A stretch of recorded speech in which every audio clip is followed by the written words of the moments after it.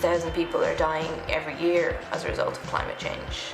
And that's from increased diseases, droughts, flooding, famine as a result of drought. People often call the Arctic ice the canary in the coal mine, and predictions used to be that it would be, 2030, 2029, or late 2020s before we saw the Arctic being completely free of ice in summer. But it's looking increasingly like that might happen in the next few years.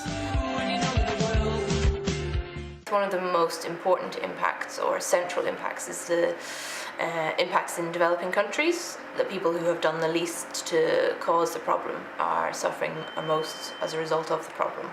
It impacts most on rural people that are in the developing world, that are trying to eke out their livelihoods from the natural environment. Their agriculture will be rain-fed, so if there's any sort of a change in the rain pattern, that has a huge impact on their farming.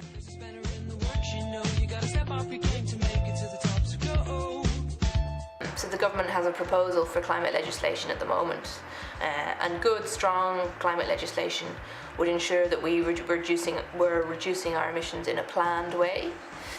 Well, the most striking thing about the Heads of Bill is that there are no targets in it, that the government won't even put a target to 2050 is really disappointing and shocking. And legislation doesn't make sense without a target. I'm not sure if the government fully realise the urgency of the climate problem.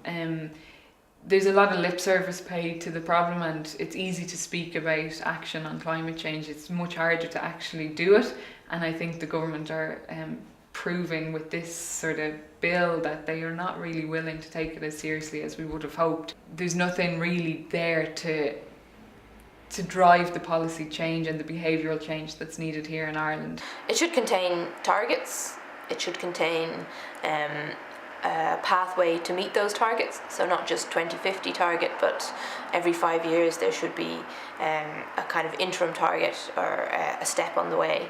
And also the expert advisory body that it does contain, but one with the power to publish its own reports.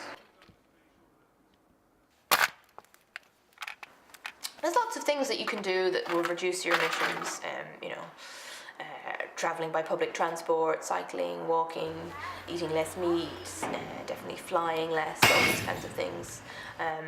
But what will only happen is if there's a national plan for industry and government to reduce its emissions as well. So acting politically, getting involved in a local group, or lobbying your politician are just as effective really as personal lifestyle things like turning off the lights.